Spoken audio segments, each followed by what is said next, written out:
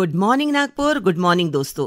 आज के good morning show में हम आपका बहुत बहुत बहुत तहे दिल से स्वागत करते हैं।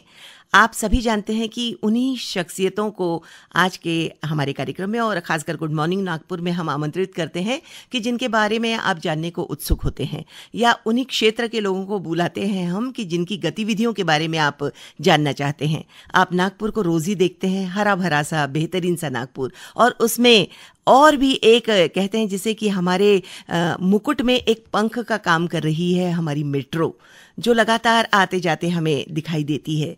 कभी एक पुल से तो कभी डबल डेकर पुल से भी जाती हुई हमें मेट्रो नज़र आती है। तो मेट्रो हमारी इस शहर की खूबसूरती को और भी बढ़ा रही है। तो मेट्रो से ही ताल्लुक़ रखने वाले महा मेट्रो रेल कॉरपोरेशन के एग्जीक्यूटिव डायरेक्टर ऑपरेशंस उदय बोरवणकर जी को आज के हमारे शो में हमने आमंत्रित किया है। सर, बहुत बहुत नमस्कार। नमस्कार आपको भी और आपके श्रोताओं को भी। जी बिल्कुल, और आकाशवाणी की ओर से हम आपका बहुत बहुत स्वागत करते हैं। धन्यवाद जी। हम रोज़ देखते हैं मेट्रो, जो कि उसका एक गंतव्य स्थान है। खापरी से लगाकर तो कस्तूरचंद पार्क तक जाती हुई दिखती है, या बर्डी से लगाकर तो आगे का जो जंक्शन है वहाँ तक जाती हुई दिखती है, या फिर आगे भी जो गांधी बाग से लगाकर प्रजापति नगर तक जाती हुई ये अभी बन रही है, जिस पर ट्रायल शुरू है। और मेट्रो को देखकर अच्छा लगता है कि एक जलद गति का साधन और एक बेहतरीन साधन और एक लग्जरियस साधन हमारे शहर में हमें उपलब्ध हो रहा है। से आप सभी के प्रति कृतज्ञ हैं कि इतना बेहतरीन सा प्रयोग नागपुर में हुआ और वो बहुत ही सफलता की कगार छू रहा है। और हम ये जानते हैं कि ईस्ट वेस्ट साउथ नॉर्थ सभी दिशाओं में मेट्रो हमें नज़र आ रही है। तो सर, हम जानना चाहेंगे कि इसकी क्या खासियत है। नागपुर में मेट्रो अपने आप में एक बहुत ही अलग टाइप की मेट्रो है। मेट्रो तो आजकल अब बहुत सारे शहरों में आ गई है, लेकिन इसमें खासियत ये है हमारी मेट्रो में सबसे पहले कि इसके जो रूट्स चुने गए हैं, आप देखते होंगे कि एक ऑरेंज रूट है और एक एक्वा रूट है, एक्वा लाइन है। अच्छा, तो एक्वा लाइन जो है वो अंबाजरी तालाब के बिल्कुल समीप से होके जाता है। और जब आप ऊपर से मेट्रो से सफ़र करते हैं तो आपको उस तालाब का पूरा बहुत बढ़िया एरियल व्यू मिलता है। तो एक थीम बेस्ड रूट सिलेक्शन है। और आपने बिल्कुल सही फरमाया कि ये अभी और आगे प्रजापति नगर तक एक्सटेंड होने वाली है और उधर ऑटोमोटिव स्क्वायर तक, और बिल्कुल तैयार हैं। ये अब शीघ्र ही ये जनता को समर्पित, देश को समर्पित कर दी जाएंगी, ये जो नई रूट्स हैं। हमारे जो स्टेशंस हैं ये लोकल जो कल्चर है उसको प्रमोट करते हैं। अच्छा। जो स्थानीय कल्चर है और इवन जो यहाँ की हिस्ट्री है, जैसे आप देखेंगे कि हमारा झांसी रानी स्क्वायर स्टेशन है, झांसी रानी चौक पे ही बना हुआ है। और इसी तरह से और भी जो स्टेशंस हैं, अगर आप स्टेशंस के अंदर जाएं, वहाँ का आर्किटेक्चर देखें और वहाँ हमने उनको कैसे सजाया है उन स्टेशंस को, तो आप देखेंगे कि जो स्थानीय कल्चर है, जो रीति रिवाज हैं, उनको अच्छे से प्रमोट किया गया है। तो ये एक बहुत ही अलग सांस्कृतिक धरोहर का जतन हो रहा है। जी, बिल्कुल। हम गांधी जी को देखते हैं यदि एयरपोर्ट पे चले जाएं तो, और बाकी हमारे अगल बगल के जितने भी बड़े बड़े स्थान हैं उनको भी वहाँ कहीं ना कहीं रूप से स्थान दिया गया है। जी, सबसे पहले बात आती है सर कि जब हम कोई भी ऐसा साधन हमारे शहर में शुरू होता है तो उसकी क्या सेफ्टी सबसे ज़्यादा महत्वपूर्ण मानी जाती है। तो सेफ्टी के दृष्टिकोण से यदि हम देखें तो कितनी सुरक्षित हम मेट्रो को मान सकते हैं। देखिए, सेफ्टी में दो तरह से बोलूँगा, सुरक्षा और संरक्षा, दोनों प्रकार से। जी। तो एक तो हमारे स्टेशंस जो हैं वो उनमें एक्सेस कंट्रोल नाम की एक चीज़ है, प्रणाली है। एक्सेस कंट्रोल का मतलब है कि जिसके पास सही ऑथराइजेशन हो वही स्टेशन के अंदर एंटर कर सकता है। अच्छा। यानी आपके पास एक टिकट हो या फिर कोई महाकार्ड हो, कोई प्रॉपर अथॉरिटी हो, तभी आप स्टेशन परिसर में आ सकते हैं। इसलिए हमारे स्टेशन वैसे तो बहुत सुरक्षित हैं, खासकर जो महिला प्रवासी हैं या जो बच्चे हैं हमारे। एक बहुत खुशी की बात आपको बताना चाहता हूँ कि हमारे अधिकतम प्रवासी जो हैं वो बच्चे और यंगस्टर्स हैं। जी। तो हमारे यहाँ एक्सेस कंट्रोल होने की वजह से उस पॉइंट ऑफ व्यू से बहुत सेफ है महिलाओं के लिए भी।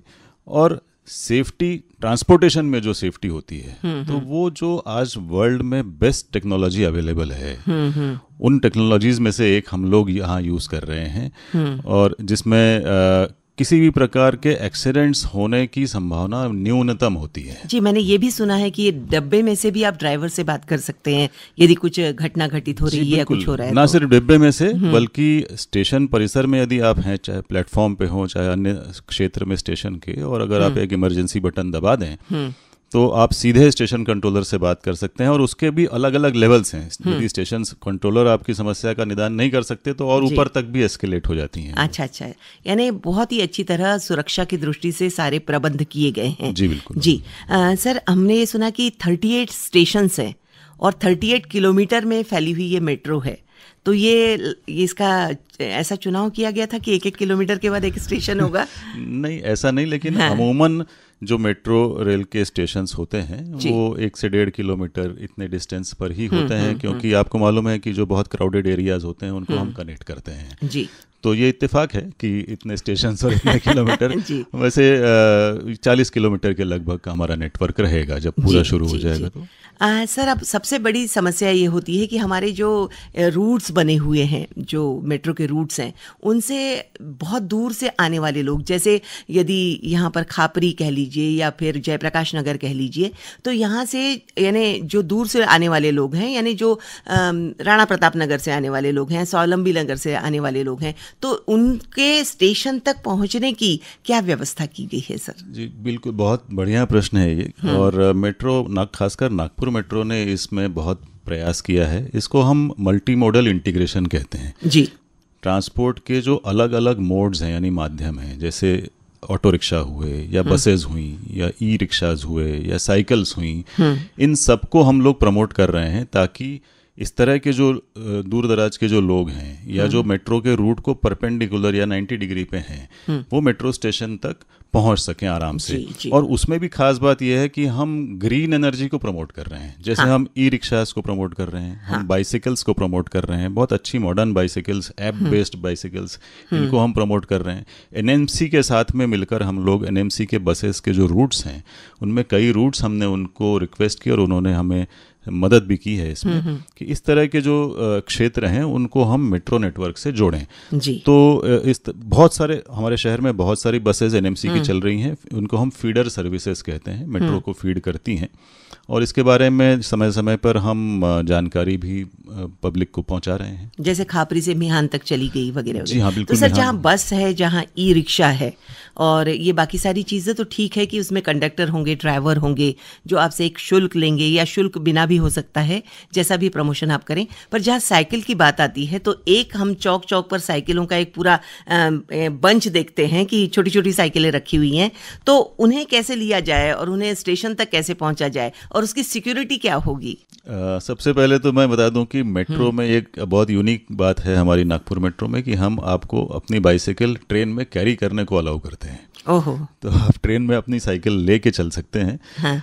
अब ये जो आपने पूछा कि जगह जगह पे साइकिल्स दिखती हैं, वो एक बहुत ही अनूठा अभिनव प्रयास है महा मेट्रो का कि हमने शहर में म्युनिसिपल कॉरपोरेशन की मदद से अलग अलग जगह पर बाइसाइकिल हब्स बनाए हैं। अच्छा। जिसमें एक एक जगह पे 10 या 15 साइकिल्स बहुत सिक्योरली रहती हैं। सिक्योरली इसलिए क्योंकि उनको लॉक करने का वहाँ पे प्रोविजन है। उस हब में वो साइकिलें लॉक हो जाती हैं और वो लॉक खुलता है एक ऐप से, एक ऐप के माध्यम से। आपके मोबाइल में वो ऐप डाउनलोडेड हो, माई बाइक कंपनी है, उस ब्रांड का नाम है, और माई बाइक का ऐप यदि आप डाउनलोड कर लें अपने फ़ोन पे तो आप उसको ओपन भी कर सकते हैं, लॉक को पेमेंट करके ओपन हो जाता है। उसके बाद आप जहां भी इन हब्स में से कहीं भी छोड़ना चाहें, और ये हब्स हमारे स्टेशंस पर भी हैं और शहर में विभिन्न जगहों पर भी हैं, तो वहां आप बाइक को छोड़ सकते हैं। तो यानी पर्टिकुलर जगह पर ही आपको छोड़ना होगा? हाँ, बट वो जगहें हम बहुत व्यापक रूप से फैला रहे हैं, बहुत सारी जगह हैं। सर, हमने ये भी सुना है कि उस साइकिल को लेकर आप अपने घर तक भी जा सकते हैं और दूसरे दिन उसी साइकिल से आप वापस भी आ सकते हैं। क्या इसकी भी कोई सुविधा की गई है? एक बार आपने साइकिल ले ली वहां से पेमेंट करके, अनलॉक करके, तो आप उस साइकिल को कहीं भी ले जा सकते हैं। अच्छा। उतने पीरियड के लिए जितने पीरियड के लिए आपने पेमेंट की। और सर, इसकी सिक्योरिटी क्या होगी? सिक्योरिटी मैंने बताया कि हब में वो लॉक हो जाती है, या कोई ऐसे कैमराज या कोई सैटेलाइट। हमारे स्टेशन परिसर में जो साइकिल्स हैं वहाँ सीसीटीवी कैमरे भी लगे हुए हैं। जी। सर, हमने ये भी सुना है कि सोलर एनर्जी और इन्वायरमेंट को ज़रा भी धक्का नहीं लगना चाहिए, इसलिए आप सोलर एनर्जी भी और जो बरसात का पानी होता है उसे भी इकट्ठा करने की कोशिश स्टेशंस पर की जाती है। ये क्या नावीन्यपूर्ण प्रयास है? बिल्कुल, हमारे स्टेशंस पर जो पानी यूज़ होता है वो उसको हम प्योरीफाई करके और उसको फिर रिसाइकल करके, और जो बाथरूम्स वगैरह में प्रयोग होता है पीने के पानी के अलावा का जो प्रयोग होता है उसमें हम प्रयोग में ला रहे हैं, तो इससे पानी की बहुत बचत हो रही है। सोलर एनर्जी के लिए हमने हर स्टेशन पर इंतज़ाम किया हुआ है जी। और लगभग 30-35% जो हमारा कंजम्पशन है, इलेक्ट्रिक एनर्जी कंजम्पशन, वो सोलर से ही पूर्ण हो रहा है जी। और इसमें ट्रेन्स का संचालन भी शामिल है। मतलब आमतौर पे आप देखेंगे कि सोलर एनर्जी जो है वो केवल लाइट्स, पंखे जलाने के लिए होती है, लेकिन यहाँ पे हम उसको ट्रेन संचालन के लिए भी उपयोग यूज में ला कर रहे रहे हैं जी। ये तो बहुत ही बेहतरीन प्रयास हुआ सर। सर, अब एक लेडीज जो प्रवास करती हैं, या खासकर से ये देखा गया है कि औरतें और बच्चे ये बहुत ज़्यादा फिलहाल प्रवासी हैं मेट्रो के, तो ये जानना चाह रही थी मैं कि आपने बेबी सिटिंग के लिए भी कुछ व्यवस्था की है ताकि महिलाओं को पूर्ण रूप से सुरक्षा मेट्रो दे रही है? हमारे हर एक स्टेशन पर एक बेबी केयर रूम है और जो बहुत अच्छे से सिक्योर्ड है, उसमें अच्छी सुविधा है, एक बेड है, बैठने की जगह है और वॉशिंग फैसिलिटी है। तो वहाँ पे अगर बेबीज़ को मदर्स उनकी कुछ केयर करने के लिए ले जाना चाहती हैं या फीडिंग के लिए ले जाना चाहती हैं, तो बहुत अच्छी प्राइवेसी है और बहुत कंफर्टेबल जगह है जी। जब हम मुंबई का लोकल ट्रेन देखते हैं तो वहाँ पर खासतौर पे ये देखा जाता है कि जो ब्लाइंड लोग हैं या जो दिव्यांग लोग हैं, उन्हें जाने के लिए या उनके प्रवास के लिए विशेष सुविधाएं की जाती हैं। तो उस दृष्टिकोण से मेट्रो ने क्या प्रयत्न किए हैं?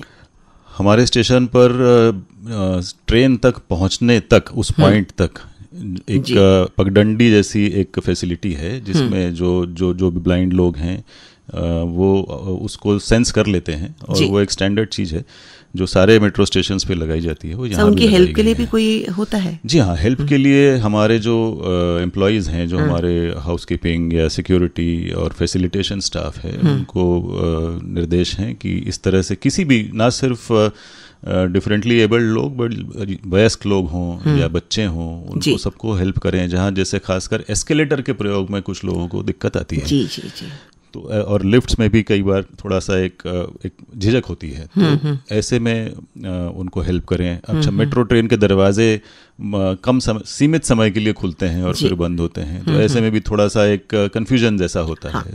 तो वो हमारे स्टाफ जो है वो बहुत ही हेल्पफुल है और इसकी बहुत प्रशंसा भी हो रही है जी। तो ये तो हुई सारी सुविधाएं। अब सबसे पहली बात आती है कि शुल्क, कि कहाँ से कहाँ तक जाने का कितना शुल्क रखा गया है? अभी जितना न्यूनतम आप सोच सकें उतना शुल्क है। जैसे पहले 6 किलोमीटर तो सिर्फ 5 रुपये शुल्क है, और उसके बाद फिर 12 किलोमीटर तक 10 रुपये है, और उससे बियॉन्ड फिर 20 रुपये है। तो इससे कम कोई भी पब्लिक मोड ऑफ ट्रांसपोर्ट, यानी हाँ, सही बात है। खापरी से यहाँ तक आने के लिए टोटल 20 रुपये लगते हैं, कस्तूरचंद पार्क तक आने। सर, मुंबई में जो लोकल ट्रेन है वहाँ पर लोग एक टिकट निकालते हैं, उसे कई बार प्रवास कर लेते हैं, तो वैसी सुविधाएं यहाँ पर नहीं होंगी ऐसा लगता है? नहीं, यहाँ पर एक रिटर्न टिकट की फैसिलिटी है, जो आप कुछ उसके शुल्क अलग हैं और वो आप दोनों तरफ की जर्नी उससे कर सकते हैं एक दिन में। और दूसरा हमारा एक महा कार्ड है जो जिसपे कुछ डिस्काउंट भी हम ऑफर करते हैं। Metro card? जी बिल्कुल, मेट्रो का महा कार्ड हम बोलते हैं, महा मेट्रो का महा कार्ड। तो उसमें 10% रिबेट भी मिलता है जर्नीज पे। और जो स्टूडेंट्स होते हैं उनको? स्टूडेंट्स के लिए भी वही फैसिलिटी है फिलहाल। आगे अगर ज़रूरत पड़े तो उससे बेहतर भी और कुछ किया जा सकता है। सर, कोई भी इंफ्रास्ट्रक्चर इतना बड़ा है तो उसमें फ़ायदे का भी बहुत ज़्यादा सोचा जाता है कि उसमें उतना प्रॉफिट भी हो। तो अभी फ़िलहाल कितने प्रवासी इसमें प्रवास कर रहे हैं और कितना आपका लक्ष्य है और उससे कितना फ़ायदेमंद है? देखिए, जब कोविड का समय था उस समय तो लगभग बहुत ही कम हो गई थी हमारी राइडरशिप, लेकिन उसके बाद से हमने बहुत अच्छी रिकवरी की है। और अब मुझे आपको बताने में बहुत खुशी होती है कि इस महीने में या पिछले महीने में हम लगातार रोज़ाना 50,000 से ज़्यादा यात्रियों को हम सुविधा दे रहे हैं। और इनफैक्ट 2 हफ्ते पहले एक रिकॉर्ड हमारा हाईएस्ट एवर हुआ, लगभग 67,000 एक दिन में पैसेंजर्स ने इसका उपभोग किया।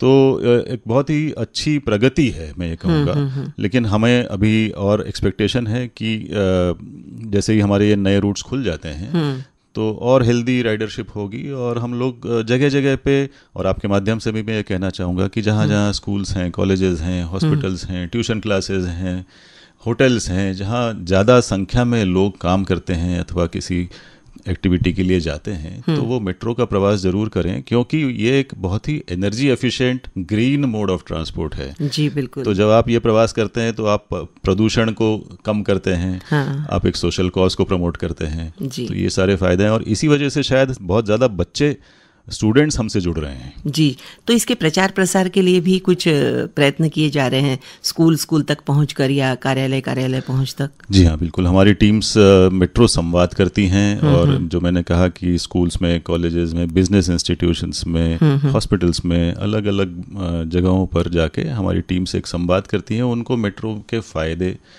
और सोशली मेट्रो क्यों रेलिवेंट है, ये पब्लिक मोड ऑफ ट्रांसपोर्ट क्यों यूज़ करना चाहिए, इसके बारे में विस्तार से जानकारी देती है और उनके सुझाव भी लेती है। जी, तो सर कितनी गाड़ियां हैं कुल अपने पास और कितने से कितने बजे तक ये सुविधाएं प्रदान की जाती हैं? फिलहाल हम 6:30 बजे सवेरे से अपनी सर्विसेज शुरू करते हैं और 10:30 बजे उनका अंत होता है। और अभी भी हमारे पास स्कोप है इनको बढ़ाने का। हमारे पास अभी 19 ट्रेन्स हैं जिनको हम अप एंड डाउन चलाते रहते हैं और उसमें से कुछ हम रिजर्व में भी रखते हैं। तो लगभग दिन में 250 सर्विसेज अभी हम चला रहे हैं और 2 तरह से चला रहे हैं। जब बहुत ज़्यादा भीड़ नहीं रहती तो हम 15-15 मिनट के अंतराल पे चलाते हैं और थोड़े भीड़ के समय में हम उसको 12 मिनट के अंतराल पे चलाते हैं। जी। और जैसे जैसे हमें लगेगा कि भीड़ बढ़ती जा रही है तो हम ये अंतराल और कम भी करेंगे। जी। और सर आपको पुरस्कार भी प्राप्त हुआ है अभी हाल ही में, उसके बारे में भी हमारे श्रोताओं को बताइए। जी हाँ, जो हमारा इंफ्रास्ट्रक्चर है, खासकर जैसे आपने शुरू में ही बोला कि जो डबल डेकर है, ये सब यूनिक चीज़ें हैं। डबल डेकर है या जो रेलवे ट्रैक के ऊपर सबसे लंबा ब्रिज जो बना हुआ है, अभी गड्डी गोदाम का ब्रिज आपने देखा, इस तरह की जो उपलब्धियां हैं, जो यूनिक बातें हैं, तो उसमें से करीब 5 उपलब्धियों के लिए एशिया लेवल पे अभी पुरस्कार प्राप्त हुआ है महामेट्रो को। जी। तो ये तो बहुत ही बेहतरीन है सर। आगे आपके क्या और प्रयास रहेंगे और लोगों को जोड़ने के लिए और भी इसमें और नई नई सुविधाएं देने के लिए आपने क्या सोचा है? हम मल्टी मॉडल ट्रांसपोर्ट को और प्रमोट करना चाह रहे हैं और इसमें हम ई स्कूटर्स को भी जोड़ रहे हैं। और हमारा ये निवेदन है लोगों से कि ज़्यादा से ज़्यादा मेट्रो स्टेशन तक पहुंचने के लिए ई मोड्स ऑफ ट्रांसपोर्ट का ही उपयोग करें। एनएमसी बसेस तो खैर हैं ही, उसके अलावा ये ई स्कूटर्स, ई रिक्शाज, बाइसिकल्स, इनका उपयोग करें। हम कोशिश कर रहे हैं कि और 2 स्टेशंस जो इधर ऑटोमोटिव स्क्वायर वाली लाइन पे हैं वो भी जल्दी से जल्दी हम लोग उनको भी कमीशन कर लें ताकि वो वहाँ के लोगों को भी ये सुविधा मिले। जी। और सर्विसेज और कम समय में अगर फ्रीक्वेंसी बढ़ानी है तो उस दिशा में भी हम लोग कभी भी तैयार हैं। जी। सर ये भी जानना चाहेंगे कि महा मेट्रो रेल कॉरपोरेशन जो है अभी फिलहाल, तो ये कहाँ की मेट्रो देख रही है फिलहाल? पुणे मेट्रो जो है वो भी महा मेट्रो का ही एक पार्ट है और नासिक में आपने सुना होगा कि एक नियो मेट्रो है। नियो मेट्रो भी एक बड़ा यूनिक कंसेप्ट है जो कि पटरी पे नहीं चलता, मतलब वो टायर्स पे चलती है, जैसे बस चलती है उस तरह का ये एक नया बहुत ही ट्राम जैसा या कुछ अलग सा? ट्रैम भी चक्के पे वैसे पटरी पे ही चलती है और वो कंसेप्ट नहीं है, बट इसमें जैसे ट्रक के टायर होते हैं उस तरह के टायर्स रहेंगे। अच्छा। तो ये लाइट वेट मेट्रो समझ लीजिए। हाँ, तो है भी वो लाइट वेट मेट्रो। अच्छा। तो ये मेट्रोज अभी महा मेट्रो के ही उसमें आती हैं, अम्ब्रेला में। हाँ, तो सर और भी इसकी नई ब्रांचेस, नई क्षेत्र में इसका फैलाव है कि नागपुर के और भी बाकी क्षेत्रों को भी जोड़ दिया जाए? अभी सभी लोग सोचते हैं, जैसे कामठी वाले सोचते हैं कि हमारे तक मेट्रो आ गई तो ज़्यादा बेहतर होगा और प्रवास सुकर होगा। जो छोटे छोटे जो हमारे स्टेशंस हैं नागपुर के अगल बगल, कि जो नागपुर से जुड़ना चाहते हैं और नागपुर जल्दी से जल्दी पहुंचना चाहते हैं। जी हाँ, इस बारे में भी कुछ कार्य चल रहा है। एक प्रस्ताव है जिसमें ब्रॉडगेज मेट्रो चलाने की बात हो रही है, जिससे आपने जैसे बातें की कि जो आसपास के स्टेशंस हैं लगभग 50-70 किलोमीटर के दायरे में, क्योंकि लोग मेट्रो के साथ लोकल को जोड़ते हैं कि मुंबई में इतना सारा वो पूरा की पूरा फैलाव है लोकल का और वो बहुत दूर दूर से आने वाले लोग भी बहुत जल्दी से पहुंच जाते हैं, इसलिए खास तौर पर ये सवाल रहा। बिल्कुल सही बात। तो उसमें कोशिश ये हो रही है कि जो रेलवे का नेटवर्क है, एग्जिस्टिंग नेटवर्क है, इन जगहों को जोड़ने के लिए उस पर मेट्रो ट्रेन चलाई जाएं, क्योंकि मेट्रो ट्रेन की खासियत ये है कि ये रिवर्सिबल है, इसमें इंजन नहीं रहता, कहीं भी जाती है 1 मिनट में वापस आ सकती है जी। और उस नेटवर्क पर चलाने के लिए हमें थोड़ी चौड़ी गाड़ियां बनानी पड़ेंगी, उसको हम ब्रॉड गेज बोलते हैं। तो वो ब्रॉड गेज रेलवे वाले नेटवर्क पे हम मेट्रो ट्रेन चलाएंगे। यही सुविधाएं, यही एग्जैक्टली यही ट्रेन्स पर थोड़ी चौड़ी होंगी जी। तो वो प्रस्ताव अभी विचाराधीन है और जैसे वो फाइनल होता है तो फिर ये सपना भी साकार होगा। जी बिल्कुल। तो आपने नागपुर वालों का सारा पूरा की पूरा सपना ही साकार करके रख दिया है और ये एक बेहतरीन सुंदर इंफ्रास्ट्रक्चर नागपुर में और इतने बेहतरीन स्टेशन हैं सर। एक एक स्टेशन पे जाने पे वाकई में खुशी होती है और कभी कभी तो लगता है कि हम नागपुर में नहीं हैं, कहीं बाहर के देश में हम सफ़र कर रहे हैं। इस तरीके की अनुभूति होती है। तो आपने इतनी सारी जानकारी हमारे सभी श्रोताओं को दी और विशेष कुछ आप बताना चाहेंगे? विशेष मैं आपके श्रोताओं को ये रिक्वेस्ट करना चाहूँगा, निवेदन करना चाहूँगा कि जो शंकाएं मन में होती हैं किसी भी पब्लिक ट्रांसपोर्ट को यूज़ करते समय कि ये घर से वहाँ तक जाने में सेफ़ है या नहीं है, या प्रवास सेफ़ है कि नहीं, अंदर कैसे कुछ ऐसा लगता है लोगों को कि ये बहुत हाईटेक चीज़ें हैं, उसमें हम कंफ्यूज तो नहीं हो जाएंगे। कोई भी हो, वृद्ध हो, बच्चा हो, महिलाएं हो, कोई भी हो, हम सबको ला ला के स्टेशन पे दिखा रहे हैं अपने ट्रेन में कि ऐसी किसी को भी कोई भी समस्या नहीं है। ये बहुत ही सुगम साधन है और नागपुर की शान है, इसका भरपूर उपयोग करें और पर्यावरण की रक्षा करें, सबसे बड़ी बात। और एक बात मैं बताना भूल गया आपको कि हमने एक बहुत अच्छा फॉरेस्ट भी डेवलप किया हुआ है। अच्छा। हिंगना में वासुदेव नगर स्टेशन के पास में, उसको लिटिल वुड्स हम कहते हैं और उसमें लगभग 15,000 पेड़ मोस्टली फलों के पेड़ वहाँ पे लगाए गए हैं और अच्छे खासे बड़े हो गए हैं। वहाँ से अंबाझरी लेक का भी बहुत सुंदर व्यू मिलता है। हाँ। तो मेट्रो जो है वो एनवायरनमेंट को प्रमोट करने के लिए, सपोर्ट करने के लिए बहुत सारी कोशिशें कर रहा है जी। तो इससे जुड़ें और सोसाइटी के लिए भी कुछ अच्छा करें। जी, मुझे ऐसा लगता है कि आगे चलकर ये सभी के लिए, वो बुजुर्ग हो, बच्चे हो या फिर महिलाएं हो, उनके लिए ये सबसे सरल और सबसे बेहतर साधन सिद्ध होगा, ऐसा हम आशा करते हैं। जी हाँ, न सिर्फ सरल बल्कि बहुत कंफर्टेबल और बहुत सस्ता भी। जी। तो श्रोताओं, ये था आज का गुड मॉर्निंग नागपुर शो, जिसमें हमने आपकी मुलाकात करवाई महा मेट्रो रेल कॉरपोरेशन के एग्जीक्यूटिव डायरेक्टर ऑपरेशंस उदय बोरवणकर जी से। आपको सारी जानकारी सुनकर बहुत अच्छा लगा होगा और आप भी एक बार सैर कराएंगे मेट्रो की, इस बात का हमें पूरा विश्वास है। चलते चलते आपको बताएं कि इस कार्यक्रम के प्रस्तुतकर्ता डॉक्टर विजय सिंह राजपूत, मैं श्रद्धा भारद्वाज यहीं आपसे विदा लेती हूँ। मिलते हैं अगले कार्यक्रम में किसी नई शख्सियत के साथ। नमस्कार।